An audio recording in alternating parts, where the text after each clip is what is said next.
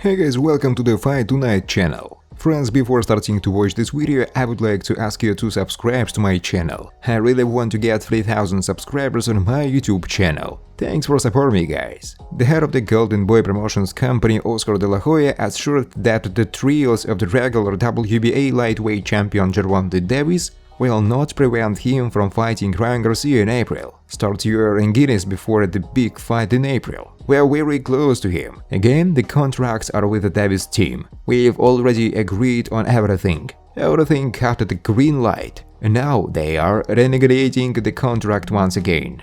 By the word they, I mean Gervonta and Premier Boxing champions. It took quite a long time, but we are glad that we are close to the finish line. I keep talking about it, but we are literally close. Davis' case will be heard on May 5th, so he can fight. He is completely free and can focus on training to prepare for April 15th. So this is actually good news. This is great news for everyone involved in boxing.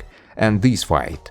Let's go, we have a green light. De La Hoya said. American boxer Jervonta Davis pleaded guilty in the case of committing an accident with victims and leaving the stand in Baltimore in 2020. Davis will be sentenced on May 5, which will allow him to have a big fight on pay-per-view against Ryan Garcia. Now the representatives of the boxers are finalizing the final text of the contract for the fight, which is scheduled to take place on April 15th. The Davis case was to be considered by a jury, and the boxer was charged with 40 counts, for which he was expected to spend up to 50 months in prison. But before the start of the court session, Davis pleaded guilty to 4 counts: leaving the stand of an accident with victims, failure to notify about damage to property, driving a car by a driver who does not have the right to drive, and the passage to the forbidding signal of the traffic light. Davis pleaded guilty without entering into a deal with the prosecution, providing for a specific punishment for these charges, and given that the previous deal with the prosecution was rejected by the court due to the fact that it did not provide for imprisonment, the boxer is likely to face a prison term. The trial of Davis concerns an incident that occurred on the night of November 5, 2020 in Baltimore, when the boxer driving a new Lamborghini Urus drove through a forbidding traffic light and crashed into the passenger side of another car, and then fled at the scene. Davis was driving from a nightclub to a hotel, and a police escort was organized for him, but he broke away from the escort and committed an accident. His car damaged a shop window after the collision, and 4 people who were in another car were injured. Davis settled the case with 3 of them before the trial last year and made a deal with the prosecution, which provided for a year of probation and 2 months of house arrest. However, the 4th victim, Jer Smith, who was pregnant at the time of the accident, appealed to the court, considering this transaction unfair, pointing to long-term health problems and the fact that Davis saw that she was trapped in the car, but preferred to leave the scene. As a result, the court appointed a trial by jury, which was supposed to begin in December, but then was postponed to February. Smith also filed a civil lawsuit against Davis, which is still being considered by the court. After the court hearing, Smith declined to comment, and the prosecutor said that she would make a statement at the trial on May 5. Davis' lawyer also declined to comment on the boxer's statement. It should be noted that on February 23, Davis will be charged over an incident that happened last December in Florida between him and the mother of his minor daughter. At the weekend, the WBA World Lightweight Champion American Jervonta Davis shocked fans by appearing in public in a wheelchair. He attended the Super Bowl, the receiving match in American football for the title of NFL champion. There were rumors that the fighter was worried about an injured ankle. Davis commented on this.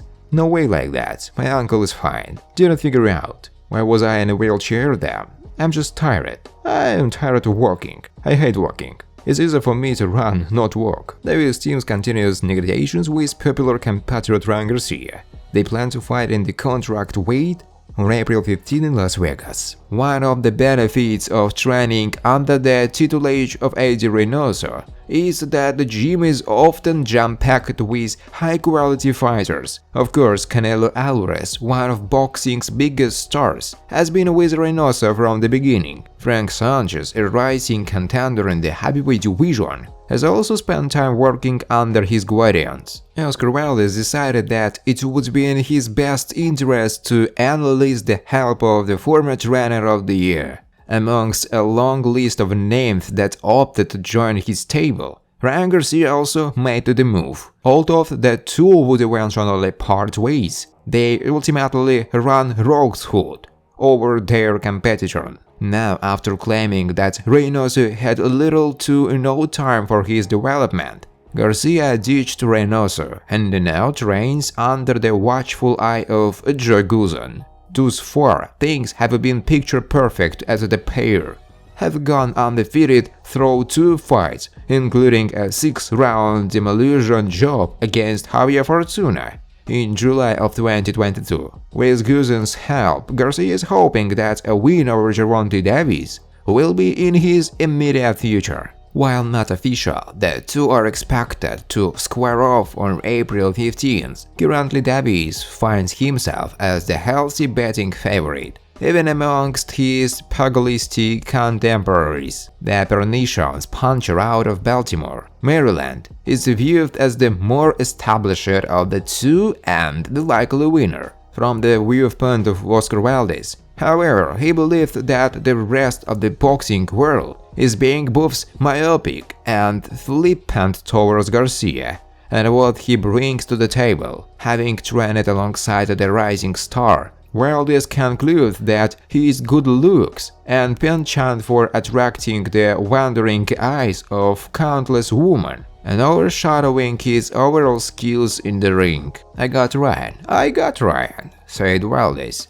I seen him in the gym. Still, despite his backing, the pragmatic pick remains Davis. To kick off his 2023, the 28-year-old handed Hector Luis Garcia the first defeat of his career, stopping his man in the 8th round. Garcia, in the meanwhile, has remained confident in his ability to stand up to Davis' power en road to sullying his record. While Oscar Valdez is well aware that Davis has the sort of left hand that could leave Garcia down and out, the 32-year-old former champion simply has a good feeling that his good friend has what it takes to get the job done. He's fast, but also he's got power in his shots. I can see a tank winning too, but I'm leaning towards Ryan. Ryan Garcia labels Jervonta Davis a tank in retreat. Ryan Garcia has stated that his proposed opponent, Jervonta Tank Davis, is retreating as talk of their fight continue to drag on. With the date of April 15th drawing closer, fans are beginning to worry that the fight between Garcia and Davis could become yet another big event to collapse. The most recent hold-up in the talks are centered on Garcia's team wishing to be lead promoters for a second fight if he was to win, and Davis activates his one-sided rematch clause. Garcia clearly believes that their reluctance to let that happen is a sign of second thoughts. Thanks for watching, guys. If you like this video, please subscribe to my YouTube channel.